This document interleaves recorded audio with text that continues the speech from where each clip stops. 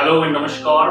मेरा नाम है जितेंद्र और आप देख रहे हैं ग्रेविटी अनफोल्ड। ये चैनल जागरूकता पैदा करने का एक प्रयास है।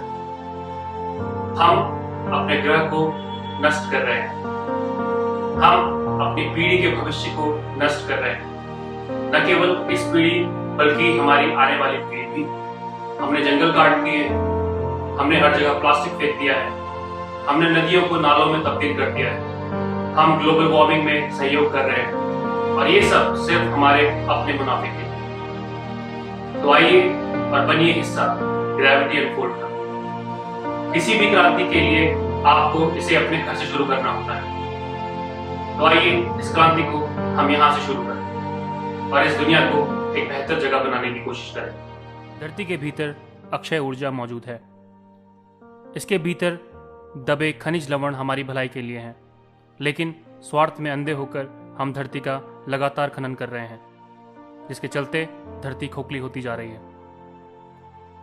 कभी हम समुद्र से तेल निकाल रहे हैं तो कभी धरती से हीरा, कोयले और अन्य खनिज लवणों को पाने के लिए हम रोज धरती का सीना छलनी कर रहे हैं।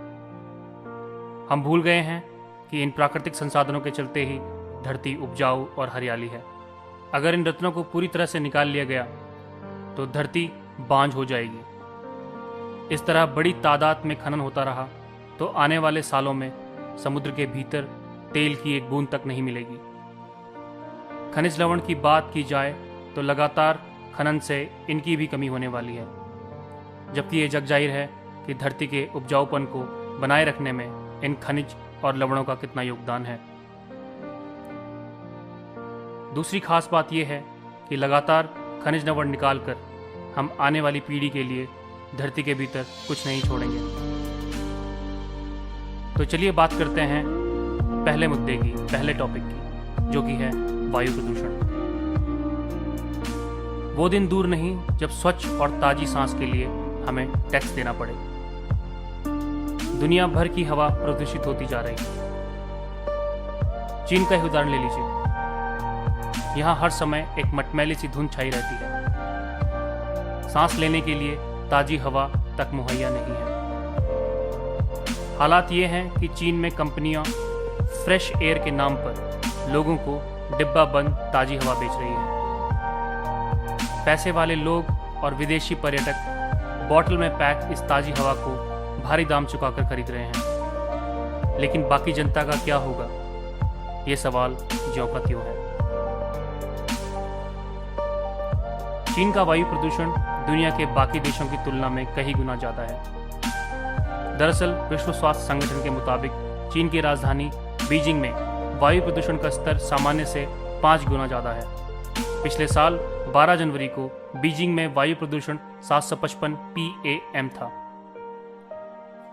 जो सामान्य स्तर से 10 गुना ज़्यादा था।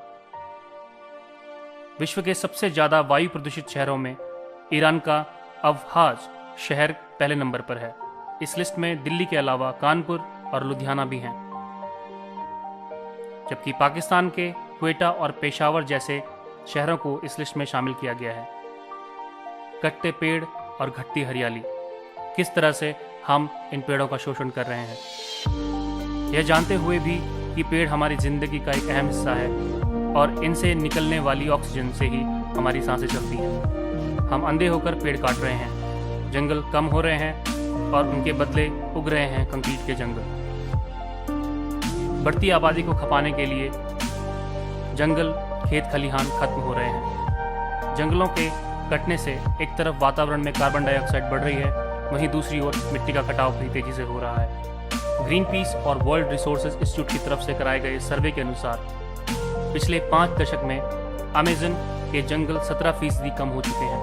वर्ल्ड वाइल्ड लाइफ फंड की ओर से जारी की गई एक रिपोर्ट के अनुसार दुनिया में हर मिनट में फुटबॉल के 36 फील्ड के बराबर जंगल नष्ट किए जा रहे हैं। जंगलों के कटने से एक तरफ भूक्षरण हो रहा है और दूसरी तरफ सूखा पड़ रहा है। असंतुलित मौसम चक्र भी खेत खलिहान के कम होने का नतीजा है। संयुक्त राष्ट्र की एक रिपोर्ट के अनुसार हमारी धरती पर अब 30% ही वन क्षेत्र बचा हुआ है और अपने आप में खतरे की घंटी बनने वाले हैं। वनों की तबाही और इसके चलते वन्य जीवों के विलुप्त होने के ये आंकड़े बहुत ही भयानक हैं।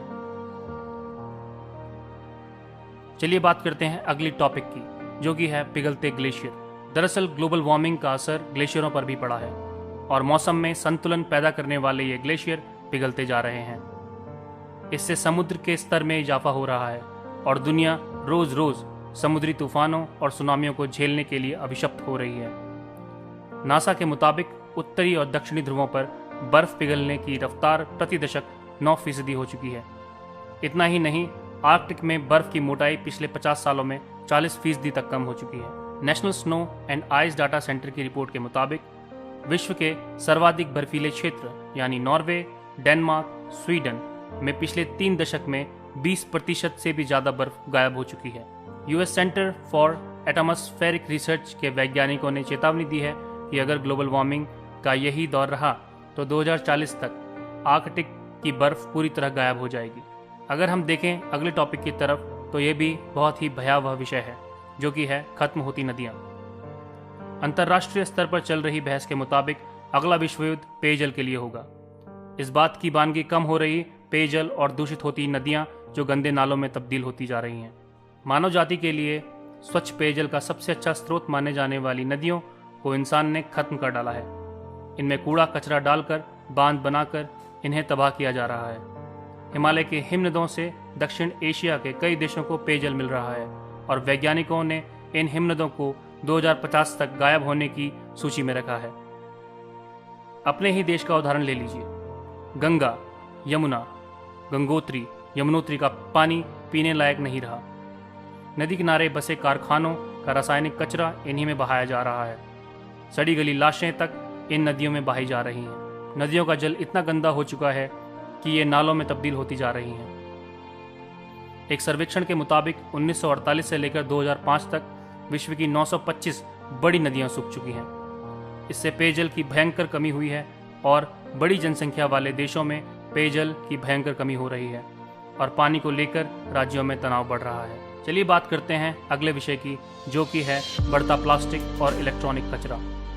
तकनीक बढ़ रही है और इसका फायदा इंसान को हो रहा है, लेकिन यही तकनीक धरती को नुकसान पहुंचा रही है। धरती पर बढ़ रहा इलेक्ट्रॉनिक कचरा प्रदूषण बढ़ा रहा है। इससे निकलने वाले खतरनाक रसायन धरती की उम्र कम कर रहे हैं। प्लास्टिक यानी पॉलीमर की बात की जाए तो हालात और ज़्यादा खतरनाक हैं। प्लास्टिक से बने सामान और पॉलीपैक ने डिस्पोजेबल संबंधी समस्या पैदा कर दी है। पिछले 50 सालों से दुनिया में पॉली बैग्स यानी प्लास्टिक की थैलियों का इस्तेमाल किया जा रहा है। इसका डिस्पोजेबल करना मुश्किल है और इसी कारण ये धरती को नुकसान पहुंचा रही है। समुद्री तटों पर मरे पाए जाने वाले जीव जंतुओं के पेट से प्लास्टिक निकल रहा है। मिट्टी में प्लास्टिक घुल नहीं पाता और इसलिए ये मिट्टी में जल के संचयन को रोक देता है। इसे जलाने पर स्वास्थ्य के लिए हानिकारक गैसें निकलती हैं।